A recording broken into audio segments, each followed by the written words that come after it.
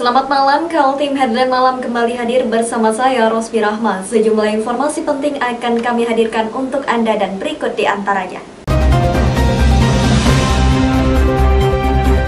Kita awali Kaltim Headline Malam edisi kali ini. Inilah kondisi Kalimantan Timur selama 9 bulan dilanda pandemi COVID-19. Meski tempat-tempat perbelanjaan masih terlihat ramai, sesungguhnya pertumbuhan ekonomi di seluruh kabupaten dan kota Kalimantan Timur mengalami pelemahan. Data dari Badan Pusat Statistik menyebutkan Kaltim pada triwulan ketiga 2020 mencatatkan pertumbuhan ekonomi sebesar 2,39%. Kondisi ini masih baik dibanding situasi nasional yang mengalami minus sehingga masuk ke resesi ekonomi. Pandemi COVID-19 telah membuat semua sektor usaha terpuruk, kecuali usaha di bidang kesehatan dan komunikasi yang naik, sedangkan pengusaha lain sampai harus menutup usahanya karena tidak sanggup membayar gaji karyawan. Pedagang di pasar ikut terpukul. Mereka berjualan agar usahanya tidak sampai mati, karena kalau sampai tutup akan sulit untuk bangkit kembali. Sejak Maret pertama kali diumumkan ada pasien virus corona di Kaltim, usaha-usaha mereka langsung terjun bebas. Begitulah situasi yang terjadi. Pemerintah pusat hingga provinsi dan kabupaten kota harus berjuang keras keluar dari kemelut ekonomi yang terpuruk. Ditambah lagi munculnya pemotongan anggaran dari pemerintah pusat, sehingga Pemprov Kaltim dan kabupaten kota juga harus merefocusing anggarannya bahkan sampai 40%. APBD Kaltim tahun 2020 yang semula dicanangkan dalam peraturan daerah sebesar 12,29 triliun, akhirnya meleset tersisa menjadi 10,38 triliun. Ini masih dalam situasi yang baik sehingga walau ada pandemi COVID-19, masih banyak ditemui proyek-proyek pembangunan berjalan. Tim Kaltim TV melaporkan.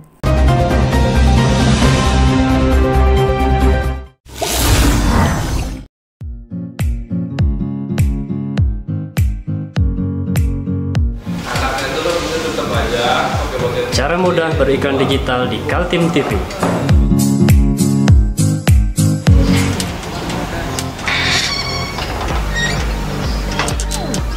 Yang pertama, jadilah sahabat Kaltim TV.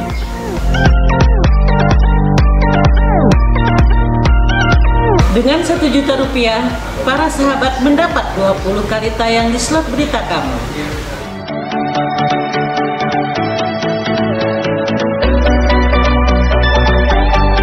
Dengan 20 detik dapat menjangkau 20.000 penonton.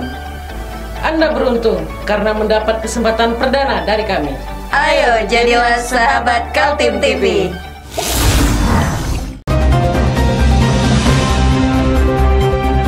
Sudah 9 bulan virus corona menyebar di masyarakat Kalimantan Timur. Selama itu pula terjadi banyak perubahan dalam dinamika kehidupan. Anak-anak tidak lagi pergi ke sekolah, perkantoran ditutup, dan dunia usaha yang terpuruk. Warga Kaltim masih mengingat inilah momen pertama diumumkannya ada warga Kalimantan Timur terinfeksi virus corona. Tepatnya Rabu malam 18 Maret di depan kantor Gubernur Jalan Gajah Mada Samarinda. Gubernur Kaltim Isra Nur didampingi sejumlah pejabat termasuk Wali Kota Samarinda Syahri Jaang mengumumkan adanya pasien pertama virus corona di daerahnya. Saat itu Indonesia sudah mulai mencekam. Gencarnya pemberitaan media di berbagai penjuru dunia, terutama dari kota Wuhan, Tiongkok yang menjadi kota pertama datangnya virus, membuat semua negara menyusun kembali strategi pertahanannya, terutama dari serangan virus yang semula dijuluki nama virus Wuhan ini. Di Kalimantan Timur, sejak ada pasien pertama, Gubernur langsung menyatakan situasi KLB atau kejadian luar biasa. Mengikuti protokol KLB dibentuk juga Satuan Tugas Penanganan dan Percepatan Penyembuhan COVID-19. Dari tingkat pusat sampai provinsi dan kabupaten kota berada di bawah satu komando Satgas COVID-19. Pasien pertama virus corona adalah seorang perempuan yang mengakui baru melakukan perjalanan mengikuti sebuah seminar di Bogor. Setelah pulang ke Samarinda, dia menerima kabar rekannya peserta seminar dari Solo meninggal dunia karena terinfeksi virus corona. Akhirnya semua peserta seminar di tracing dan satu di antaranya di kota Samarinda dinyatakan positif. Kabar itu sangat mengejutkan sekaligus mengguncang warga Kaltim karena ancaman tertular sudah dekat di lingkungan kita. Pemerintah terlihat panik, masyarakat saling mencurigai. Antara kabupaten dan kota saling menutup daerahnya, bahkan antar kampung tingkat rukun tetangga. Pemprov Kaltim juga berjuang keras mengabarkan berita-berita update penanganan virus corona. Setiap sore setelah secara nasional diumumkan perkembangan virus corona secara nasional di Kota Samarinda, melalui juru bicara Satgas Virus Corona Kaltim, diumumkan beberapa pertambahan pasien positif, pasien sembuh hingga pasien meninggal dunia. Semua bergerak, Wali Kota Samarinda juga mengantisipasi adanya penolakan warga terhadap jenazah yang tertular virus corona. Pemerintah Kota Samarinda akhirnya secara cepat menyediakan lahan pemakaman di Desa Serayu Tanah Merah, Lempake, Samarinda Utara. Inilah pemakaman khusus bagi pasien virus corona yang meninggal dunia.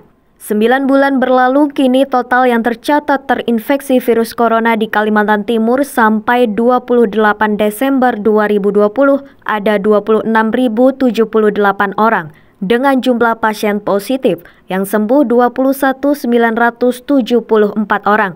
Jumlah pasien positif meninggal dunia 727 orang dan kasus aktif masih 3.377 pasien. Tim Kaltim TV melaporkan.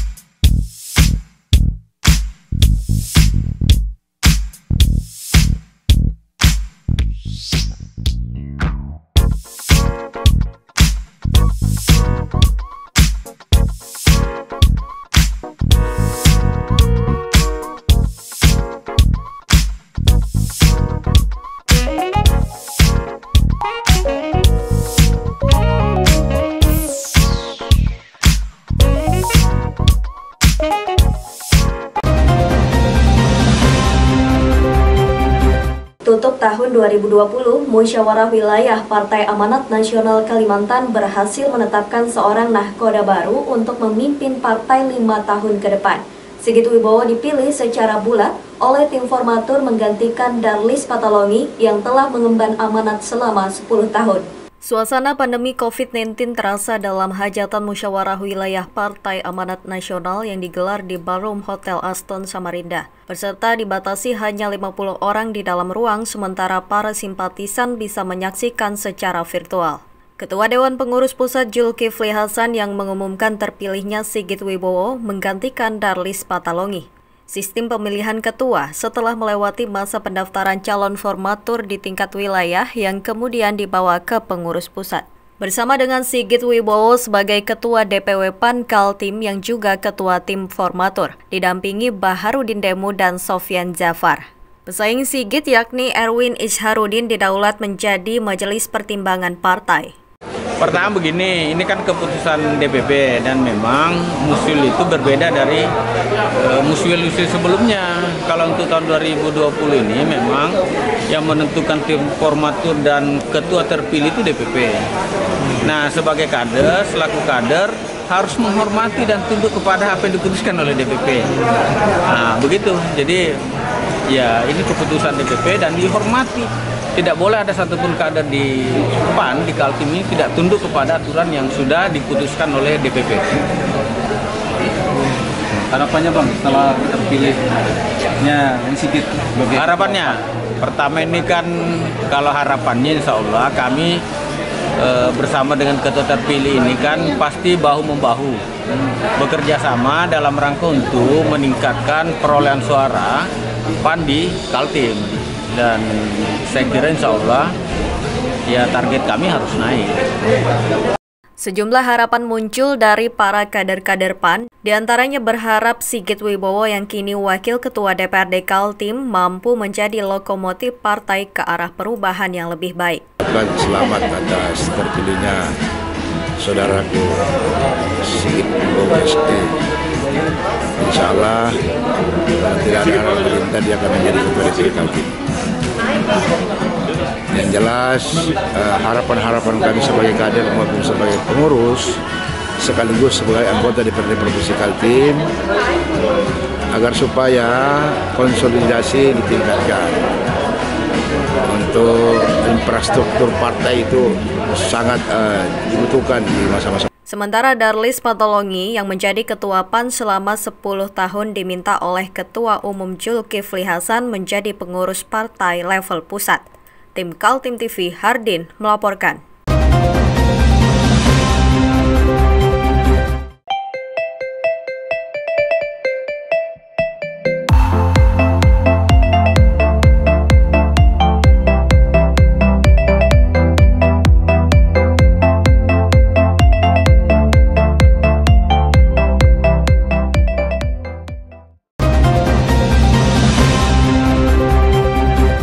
Sejumlah harapan muncul agar Partai Amanat Nasional Kalimantan Timur di bawah Nahkoda Baru Sigit Wibowo membawa arah baru pada masa jabatan 5 tahun ke depan.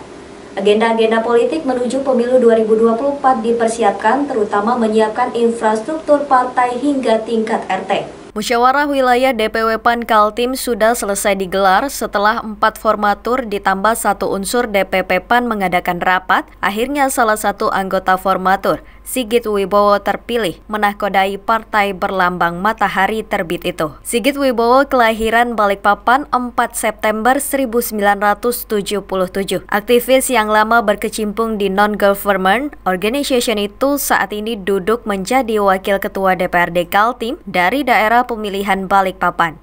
Ya tentu saja kami berharap pengurus baru bisa senantiasa meningkatkan solidaritasnya sesama kader, kemudian kepeduliannya kepada masyarakat sebagaimana apa yang disampaikan oleh ketua umum tadi, agar teman-teman menempatkan bahwa berpolitik itu adalah untuk kegiatan sosial kemasyarakatan. Jadi mudah-mudahan itu dipegang teguh sehingga semua kader bisa berpolitik melalui Partai Amanat Nasional dengan baik, tanpa melupakan amanah masyarakat, amanah rakyat, gitu ya. Baik yang duduk di legislatif maupun yang menjadi pengurus partai di semua tingkatan. Partai Amanat Nasional menempatkan 5 wakilnya di DPRD Kaltim sehingga berhak atas 1 kursi pimpinan. Partai ini pernah juga berjaya mengirim wakilnya ke DPR RI yakni Muhammad Yasin Kara pada periode tahun 2004 hingga 2009. Sigit Wibowo diharapkan mampu mengulang sukses menempatkan wakil PAN pada pemilu 2024. Dengan terpilihnya Pak Sigit ini harapannya seperti apa? Yang pertama ya kita ucapkan selamat atas terpilihnya saudaraku Sigit Wibowo SE. Insya Allah kalau tidak ada arah pemerintah dia akan menjadi ketua DPD Kaltim. Yang jelas harapan-harapan kami sebagai kader maupun sebagai pengurus sekaligus sebagai anggota DPRD Provinsi Kaltim agar supaya konsolidasi ditingkatkan. Untuk infrastruktur partai itu sangat dibutuhkan di masa-masa mendatang. Harap agar supaya itu pertama konsolidasi. Dia ketua terpilih ini harus lebih banyak turun ke lapangan, melihat perkembangan apa yang terjadi. Tim Kaltim TV melaporkan.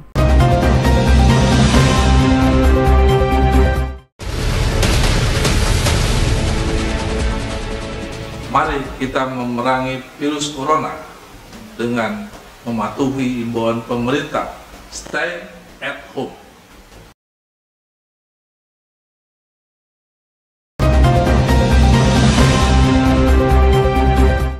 Ahmad Mujahid keberatan fotonya menjadi viral karena disebut sebagai jenazah anggota Laskar FPI yang meninggal tersenyum. Dia berharap polisi menangani kasus hoax tersebut dan mencari pelaku yang mengedit maupun menyebarkan fotonya di media sosial. Warga bernama Ahmad Mujahid yang fotonya viral itu ternyata seorang marbot di sebuah musola di Kota Tenggarong, Kabupaten Kutai Kartanegara. Dia juga menjadi guru mengaji sehingga dia sangat terkejut namanya dikait-kaitkan dengan Laskar FPI yang meninggal dunia akibat insiden baku tembak dengan aparat kepolisian beberapa waktu lalu. Karena keberatan dengan berita hoax itu, dia mengadu ke Mapores Kutai Kartanegara. Kita buat terima laporannya dan kita melakukan lidik berkaitan dengan pelaku yang mengedit dan memviralkan foto. Kepada wartawan yang menemuinya saat di Mapores Kutai Kartanegara, saksi korban Ahmad Mujahid menjelaskan kronologi hingga fotonya tersebar dan menjadi viral. Awalnya dia mengaku membuat foto selfie saja saat di dalam kamar dan kemudian memposting di grup WhatsApp pencinta dan pembela ulama di mana dirinya juga sebagai salah seorang membernya. Berikut adalah pernyataan Ahmad Mujahid di kantor polisi. Sebagai merasa dirugikan karena itu berakibat tidak baik keharmonisan bermasyarakat dan berkebangsaan. Kemarin kan itu ngirim ke WA grup. Sampai tulis apa di WA grup itu? Cuma sekedar untuk Bismillahirrahmanirrahim, di atasnya cuma sekedar apa gurau-gurauan tadi, artinya Bismillahirrahmanirrahim itu aja. Ya, itu aja. Di narasi lainnya nggak ada. Gurauan ada menyangka sama sekali seperbakan seperti ini, dan mengira ada sadar seperti ini, tidak ada tujuan motif lain selain daripada seperti yang dijelaskan Bapak tadi. Yang foto siapa? Yang foto selfie saya sendiri. Oh, foto selfie ya, foto selfie. Itu di dalam kamar ya? Dalam rumah. Di dalam rumah sampai. Dalam kamar, dalam rumah kecil. Saya tugas saya jadi imam rawatib di Langgar. Di tempat teman saya juga saya jelaskan juga kan masalah itu sudah. Oh, sehari-harinya sebagai apa Ahmad dengan postingan seperti ini? Jelas terganggu, makanya saya hampir capek betul Pak juga. Ada rasa ketakutan nggak ketika? Bukan masa khawatir ini bisa dosa besar ini Pak, ini kan menyangkut merugikan orang banyak. Bohongi orang lah. Bohongi publik kan uang kan. Kapolres Kukar mengakui kasus ini sedang ditangani berkoordinasi dengan Bareskrim Polri di Jakarta. Tim Kaltim TV, Hardin melaporkan.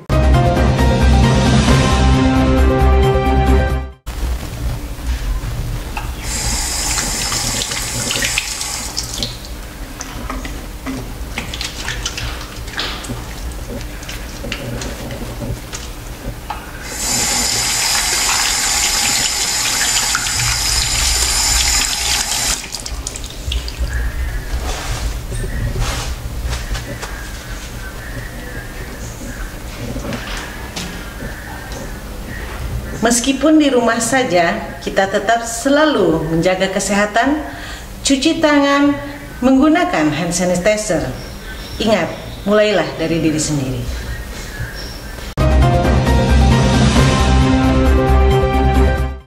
Demikian Kaltim Headline Malam edisi kali ini. Informasi lainnya dapat Anda simak melalui situs website kami www.kaltim.tv, channel YouTube dan fanpage Facebook Kaltim TV. Jangan lupa untuk selalu patuhi protokol kesehatan. Saya Rosmi Rahma bersama kerabat kerja yang bertugas pamit undur diri. Selamat malam dan sampai jumpa.